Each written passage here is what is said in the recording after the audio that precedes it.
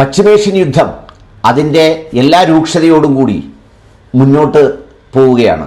ഇസ്രയേലും അമേരിക്കയും സംയുക്തമായി ചേർന്ന് അവരുടെ സർവ്വശക്തിയുമെടുത്ത് ഇറാനെ പ്രഹരിക്കുമ്പോഴും അവർ പ്രതീക്ഷിക്കാത്തവണ്ണം തിരിച്ചടിച്ചാണ് ഇറാൻ അതിനോട് റിട്ടാലിയേറ്റ് ചെയ്യുന്നത്. അതേ നാണയത്തിൽ തിരിച്ചടിച്ച് എന്ന് മാത്രമല്ല, വളരെ പെട്ടെന്ന് ഇറാൻ്റെ പരമോന്നത നേതാവിനെ അവസാനിപ്പിച്ചാൽ ഒരാഴ്ച കൊണ്ടും 4 ദിവസം കൊണ്ടും 5 ദിവസം കൊണ്ടും ഒക്കെ തീർക്കാം എന്ന് വിചാരിച്ച യുദ്ധത്തെ സംബന്ധിച്ച് ഇപ്പോൾ ട്രംപ് 10 ദിവസവും മാസങ്ങളും ഒക്കെ നീളുന്ന യുദ്ധത്തെക്കുറിച്ചാണ് പറയുന്നത്. കാരണം അത്രമേൽ രൂക്ഷമായി ഒരു പ്രതികരണം ഉണ്ടാവുമെന്ന് ഈ ഇസ്രയേലും അതുപോലെ തന്നെ ട്രംപും പ്രതീക്ഷിച്ചതേയില്ല.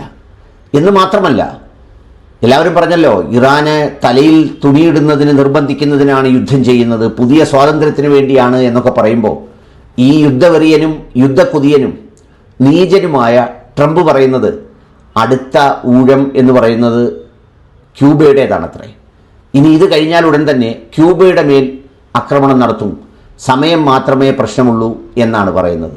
ഒരുതരം കിളിപോയ ആളുകൾ സുപ്രധാനമായ സ്ഥലത്തേക്ക് എത്തിയാൽ ഉണ്ടാകുന്ന ഒരു സംഗതിയാണ് ഈ കാണുന്നത്.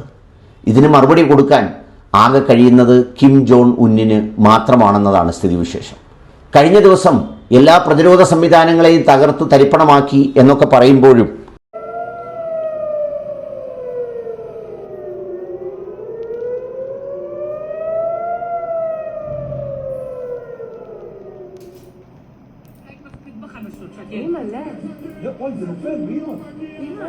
אבל למה אין אזעקה?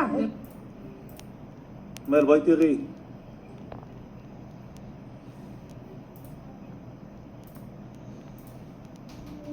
ആകാശത്ത് പ്രത്യക്ഷപ്പെടുന്ന അബാബീൽ പക്ഷികളെപ്പോലെ ക്ലസ്റ്റർ ബോംബുകളാണ് ബാലിസ്റ്റിക് മിസൈലിൽ ചേർത്ത് വെച്ച് നക്ഷത്രങ്ങൾ വാരി വിതറുന്നതുപോലെ ടെല്ലവീവിന് മുകളിൽ വിന്യസിക്കുന്നത് ഇറാൻ. എല്ലാ അർത്ഥത്തിലും ഇറാൻ സർവ്വശക്തിയുമെടുത്ത് പൊരുതുകയാണ്. കരയുദ്ധത്തിനാണെങ്കിൽ അതിനും തയ്യാറാണെന്ന് പ്രഖ്യാപിച്ചു. അതുമാത്രമല്ല, ചൈനീസ് ആയുധങ്ങളടക്കം ഇറാൻ്റെ കൈവശമുണ്ടോ എന്നുള്ളതാണ് ഇപ്പോൾ ഇസ്രയേലിനും അമേരിക്കയ്ക്കുമുള്ള ഏറ്റവും വലിയ ആശങ്ക. അതുകൊണ്ടാണ് അവർ മിസൈൽ ലോഞ്ചിങ് പാഡുകൾ ലക്ഷ്യമാക്കി ഒക്കെ ആക്രമിച്ചു എന്ന് പറയുമ്പോഴും നിർത്താതെ തന്നെ തുടരുകയാണ് മിസൈൽ ആക്രമണം ഇറാൻ്റെ ഭാഗത്തു നിന്ന്. ഈ പറഞ്ഞതുപോലെ വളരെ വേഗത്തിൽ അവസാനിപ്പിച്ച് ഒതുക്കാൻ തീരുമാനിച്ച അമേരിക്ക ഇപ്പോൾ മാസങ്ങൾ നീണ്ടുനിന്ന യുദ്ധത്തിൻ്റെ കഥ പറയുന്നത് പ്രതിരോധത്തിൻ്റെ ചൂടും ചൂരും കൂടി മനസ്സിലാക്കിയാണെന്നാണ് യുദ്ധവിദഗ്ധർ അഭിപ്രായപ്പെടുന്നത്.